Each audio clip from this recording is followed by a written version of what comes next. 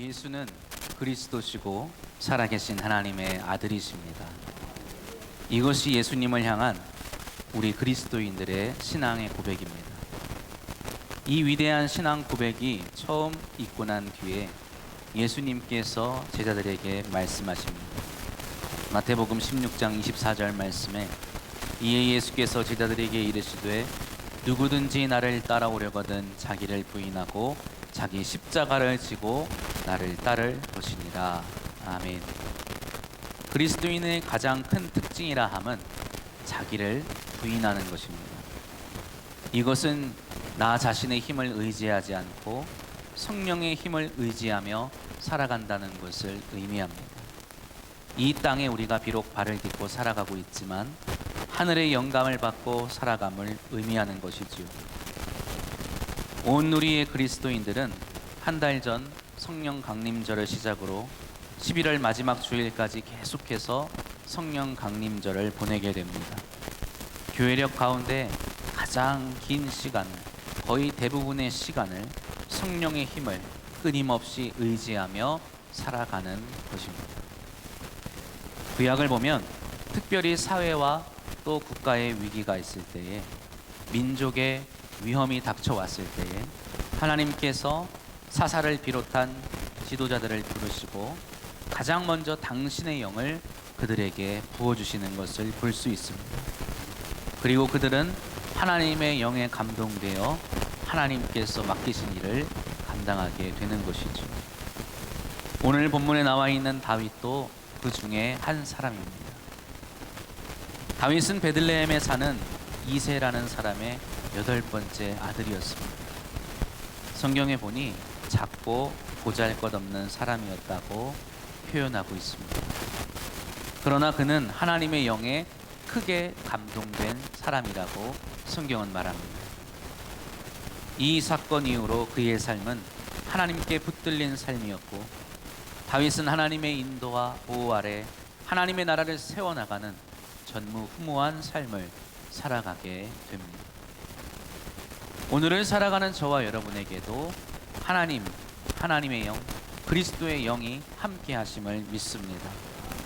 이 성령의 감동하심이 있기를 주님의 이름으로 축복합니다. 크게 감동되는 놀라운 애가 있기를 축복합니다. 우리 안에 계신 성령께서 우리를 감동하셔서 하나님의 뜻 가운데 살아가는 그리스도인이 되게 하실 줄 믿습니다. 그렇다면 성경이 말하는 하나님의 영에 감동되는 사람은 어떠한 사람일까요? 영에 감동된, 영에 크게 감동된다는 것은 무엇을 의미하는 것입니까? 오늘 본문이 기록된 사무엘서는 여호수아, 사사기, 열왕기서와 함께 읽을 수 있는 전기 예언서이자 신명기 역사서입니다. 이 말의 의미는 여호수아가 땅을 정복한 이후 이스라엘 백성이 이웃 나라들과의 관계 가운데서 여러 차례 위기를 맞게 될 때마다 하나님께서 당신의 영을 특정한 사람에게 부어주시고 이스라엘 백성을 구원하시고 지켜주시는 그러한 역사를 말하는 것이죠. 그 역사의 흐름은 사사기를 지나서 사무엘서까지 이어지게 되고, 하나님의 영을 부어주신 사람들을 통하여 이 땅에 당신의 나라를 세우시고 지키시는 일이 열왕기서가 끝날 때까지 이어지는 것입니다. 그래서 우리는 이 성경들을 함께 읽으면서 하나님의 영에 감동되는 사람들의 이야기를 읽을 수 있는 것이죠. 그런데 이 흐름 가운데 가장 중요한 포인트가 있는데, 그것은 바로 순종과 불순종입니다. 신명기 역사서의 특징이라고 할 수가 있겠죠. 순종에 따르는 복과 불순종에 따르는 저주라는 이 신명기의 관점에서 이스라엘 민족의 역사를 바라보는 것입니다. 결과적으로는 북이스라엘, 남유다도 아수르와 바벨론에 의해 멸망하게 되는데, 그 이유는 다름 아닌 하나님의 뜻에 불순종하였기 때문이라는 역사 이해가 있는 것입니다. 비록 오늘 본문 말씀은 이스라엘의 초대 왕인 사울과 다윗의 이야기지만 여기서도 순종과 불순종의 이야기를 발견할 수 있습니다. 사울 왕은 구장에서 사무엘에게 왕으로 기름 부음을 받은 뒤에 이스라엘을 위하여 많은 일들을 하였고 많은 업적을 남겼습니다. 14장에 보면 그의 업적이 기록되어 있는데 다음과 같습니다. 사무엘상 14장 47절, 48절 함께 봉독해 보겠습니다. 사울이 이스라엘 왕위에 오른 후에 사방에 있는 모든 대적 곧 모압과 암몬 자손과 에돔과 소바의 왕들과 블레셋 사람들을 쳤는데 향하는 곳마다 이겼고 용감하게 아말렉 사람들을 치고 이스라엘을 그 약탈하는 자들의 손에서 건졌더라. 아멘. 사울이 이룬 이 업적은 그 이전에 사무엘서 이전에 사사기에 나와 있던 그 어떤 사사들의 업적보다 위대하다는 것을 알 수가 있죠. 사사들의 이야기를 보면 알겠지만 한 나라, 한 민족, 어떤 한 부족과의 전쟁에서 항상 지고 어려움을 당하던 이스라엘 민족이었는데 사울이 왕으로 기름 부음 받은 뒤에는 한 민족을 대하여서가 아니라 이웃에 있는 많은 민족을 대항하여 전쟁을 치루었고 그곳에서 어떻게 하였다고요? 가는 곳마다 승리하였다는 것입니다. 그러나 이러한 그의 업적에도 불구하고 그는 15장에서 하나님께 버림을 받게 됩니다. 그 이유는 계속해서 그가 크고 작은 불순종을 하게 되기 때문입니다. 하나님은 그러한 그를 바라보시며 근심하게 되십니다. 마지막으로 아말렉에서 크게 승리를 거둔 후에 그는 하나님의 명령을 순종하지 않을 뿐더러 자신의 거짓말과 궤변을 가지고 이 자신이 한 행동을 마땅하다, 그래도 되는 것이라고 옹호하기까지 하죠. 결국 그는 하나님께 버림을 받게 되고 31장에 이르러서는 아말렉과의 전투에서 아들인 요나답과 함께 전사하게 됩니다. 그런데 여기서 우리는 한 가지 좀 모순된 것을 발견할 수가 있죠. 사무엘상 31장까지 사울이 그래도 이스라엘의 왕으로 살아가고 있는데 하나님이 16장에서 다윗에게 기름을 부으신다. 하나님의 뜻은 무엇이었습니까? 하나님이 다윗에게 기름을 부으시는 것은 어떠한 의도로 하신 것일까요? 하나님께서 이렇게 말씀하십니다. 사무엘상 16장 1절 말씀입니다. 여호와께서 사무엘에게 이르시되 내가 이미 사울을 버려 이스라엘 왕이 되지 못하게 하였거든 네가 그를 위하여 언제까지 슬퍼하겠느냐. 너는 뿔에 기름을 채워 가지고 가라. 내가 너를 베들레헴 사람 이새에게로 보내리니 이는 내가 그의 아들 중에서 한 왕을 보았느니라. 아멘. 누구를 보았다고요? 한 왕을 보았느니라.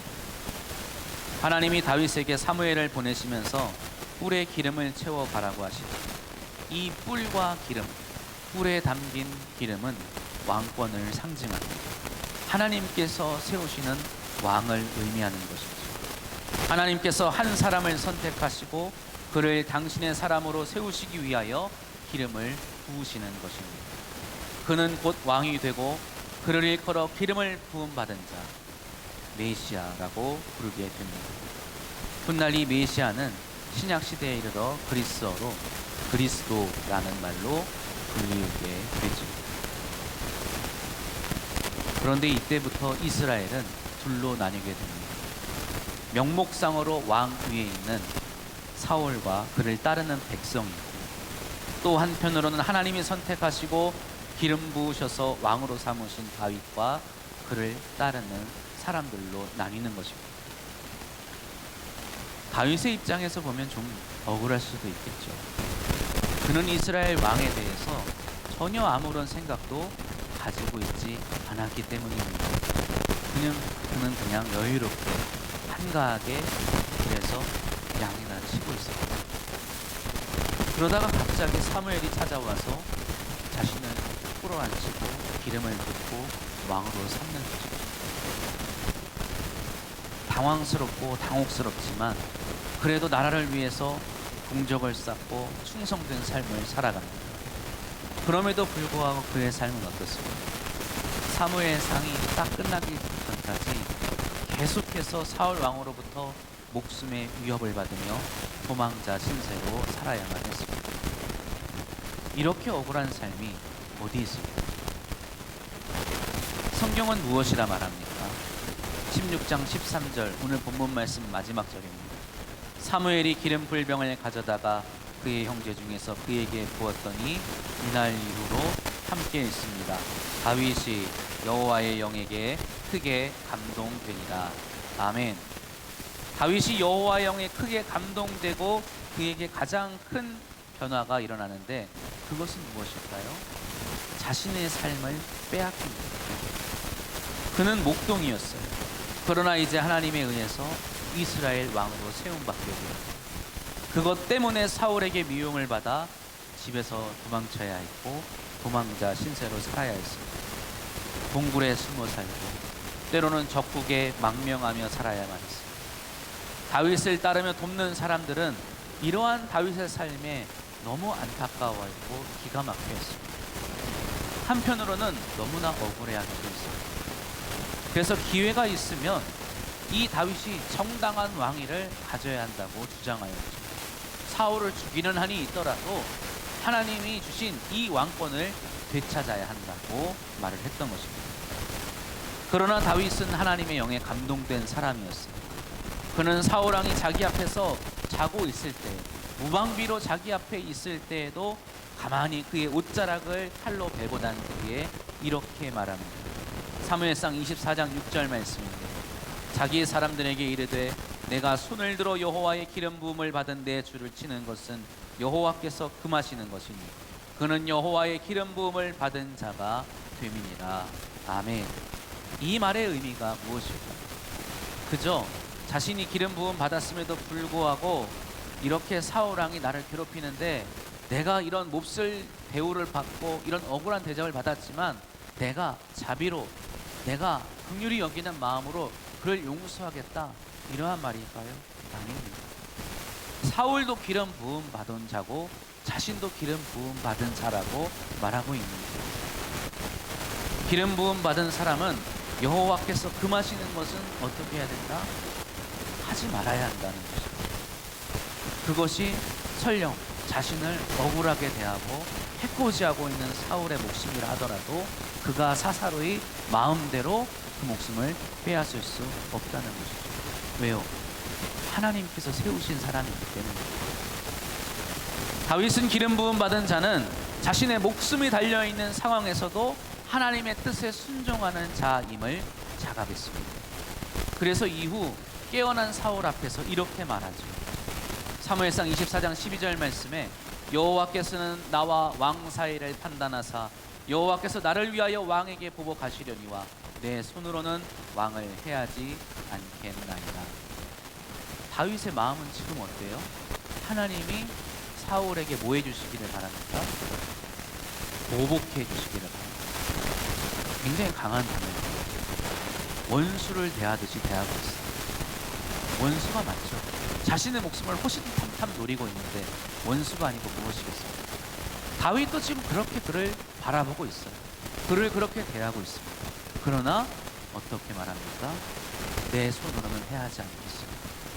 여호와께서 판단하실 일입니다 라고 말을 하는 것이죠. 이 말은 대단히 의미심장합니다. 하나님께 기름 부음을 받은 자는 버림을 받더라도 하나님께 버림을 받고 해함을 받더라도 하나님께 받는다는 것입니다. 다시 말해 메시아는 하나님께서 세우시고 하나님께서 해하시고 하나님께서 버리시는 자라는 것이죠. 모든 것이 하나님의 뜻에 달려있는 삶을 살아가는 자라는 것을 의미합니다. 사울이 비록 하나님께 버림을 받은 자였지만 하나님이 그를 벌하시고 하나님께서 그 왕위에서 그를 내리시기까지는 그 누구도 그를 해할 수 없고 만약 그가 내려올 때 죽임을 당하거나 해함을 받는 것이라면 누가 하시는 것이에요? 하나님이 하시는 것이랍니다. 그가 사무엘하 31장에서 적군인 아말렉의 손에 상처를 입고 자신의 몸종에게 죽임을 당하였지만 그 모든 것이 누가 하신 것이라고요? 하나님이 하신 거라고요. 다윗 자신은 그럼 어떻습니까? 사울의 삶은 하나님께서 이렇게 주관하시고 주장하시는 삶이라고 한다면 자신의 삶은 어떻습니까? 자신의 삶도 하나님께 기름 부음을 받아서 이스라엘의 왕으로 메시아로 기름을 부음 받은 자였지만 도망자로 망명자로 살아가는 것, 그것이 곧 하나님의 뜻임을 고백하는 것입니다. 하나님께서 그렇게 하시는 것이 마땅한 것이고 때가 되어 자신이 왕위에 오르는 것 역시 하나님께서 하시는 일이기에 자신은 그것에 순종하고 있는 것입니다. 예수님께서 세례 요한에게 세례를 받으시고 성령이 비둘기같이 임하신 뒤에 공생의 사역을 시작하십니다.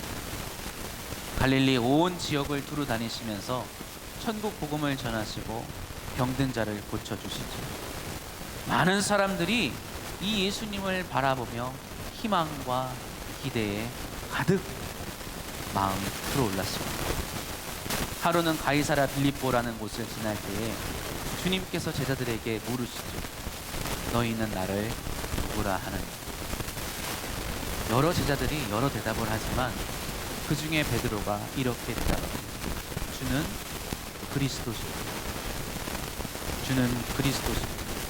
이 말은 예수님이 메시아라는 뜻입니다. 이 예수님이 하나님이 기름 부으셔서 하나님의 영으로 충만하게 감동된 분이시라는 것을 의미하는 것이죠. 베드로는 이 갈릴리에서 태어난 이 시골 청년이 하나님의 기름을 부음 받으셔서 당신의 백성으로 왕으로 세워졌고 이 땅에 하나님의 나라를 세울 사람이 되었음을 고백하는 것입니다. 그래서 베드로와 제자들은 마땅히 예수님께서 이제 이스라엘의 왕으로서 이스라엘 민족의 지도자로서 왕다운 대접을 받고 지도자다운 행보를 걸으며 왕이 되기를 기대했던 것입니다. 그런데 주님은 그런 기대로 주는 그리스도시요 하나님의 아들이십니다라고 고백한 그들에게 뭐라고 말씀하십니까? 우리 함께 봉독해 보겠습니다. 마태복음 16장 21절 말씀. 이때로부터 예수 그리스도께서 자기가 예루살렘에 올라가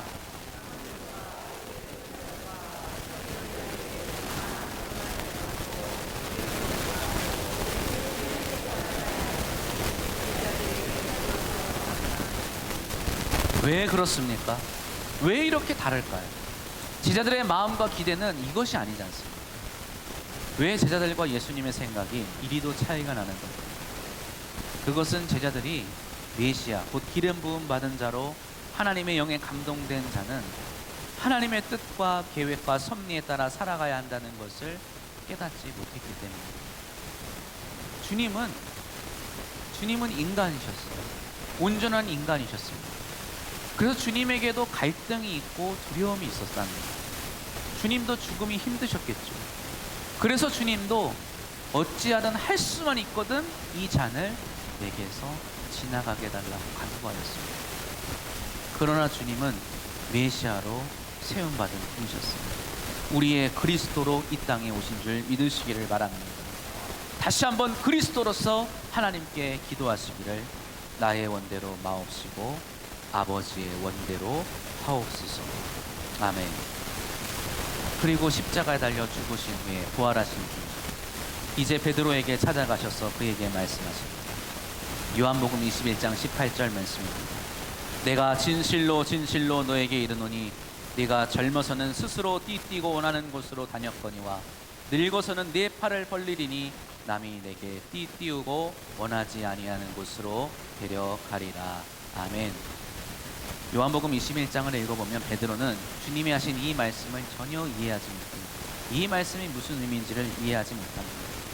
그러나 훗날 그가 성령의 충만함을 받아서 하나님의 영에 감동되었을 때에 그는 이전의 삶의 방식을 벗어나서 하나님께서 인도하시는 삶을 순종하며 살아가게 됩니다. 결정적일 때 항상 도망치고 변명하고 숨어 지내던 그가 성령의 감동하심을 따라 성전에 모인 수많은 무리 앞에서 예수가 그리스도이심을 선포하고 증거합니다. 자신은 비록 유대인이었지만 성령의 감동하심을 따라 이방인에게도 구원의 복음이 전해짐을 인정하고 그들에게 세례를 베풀었죠. 훗날 교회에 전해지는 전승에 의하면 로마에 있는 교회에 있던 베드로가 점차 극심해지는 네로 황제의 핍박으로 인해 다른 곳으로 피신하려는 그때에 주님의 영이 자신과 반대로 로마로 향하는 것을 보게 되었다고 하죠. 그때 베드로가 주님을 향해 이렇게 묻습니다. 쿠오바디스 도미니, 주여 어디로 가십니까? 그러자 주님께서 말씀하시죠. 너가 여기를 떠나니 내가 다시 가서 십자가에 못 박혀야 하리라. 그 말씀을 들은 후 베드로는 발걸음을 돌려 로마로 돌아가 십자가의 벽으로 매달려 순교했다고 알려져요. 사랑하는 성도 여러분, 우리 안에 성령이 계십니다. 내 안에 성령이 계십니다. 믿으십니까? 우리는 하나님의 영에 감동되어 살아가는 사람들임을 믿으시기 바랍니다. 하나님의 영에 감동되어 살아가는 우리의 삶은 더 이상 우리의 삶이 아님을 기억해야 합니다. 우리가 하나님의 택함을 받은 것, 하나님의 자녀가 된 것, 하나님이 보내신 그 아들 예수 그리스도의 십자가의 보혈로 구속을 받은 것, 그 모든 것 우리의 뜻이 아니었습니다. 우리의 기대와 우리의 예상도 아니었죠. 그의 자녀로 살아가는 우리의 삶 역시 우리의 뜻대로 살아가는 것이 아닐 것입니다. 하나님이 우리 인생의 주인이십니다. 하나님이 우리 가정의 주인이십니다. 하나님이 이 나라와 이 세상의 주인이심을 믿음으로 고백하시기 바랍니다. 세상은 우리의 인생이 우리의 것이라 말하지, 가정과 나라와 세상이 다 우리가 만들어가는 것이라고 말합니다. 우리의 신앙 역시 우리의 노력과 선행과 공의로 세워지는 것이라고 생각하기 쉽습니다. 그러나 하나님의 영에 감동된 사람은 이렇게 말할 수 있어야 합니다. 쿠오바디스 도미니, 주여 어디로 가십니까? 하나님의 자녀로, 예수 그리스도의 제자로, 그리스도인으로 살아가는 저와 여러분은 나의 삶이 마치는 그 순간까지 이 물음을 가지고 살아가야 할 것입니다. 말씀과 기도 가운데 이 질문에 답을 얻고 하나님의 영에 크게 감동되어서 하나님의 뜻에 순종하며 살아가시기를 주님의 이름으로 축복합니다. 기도하겠습니다.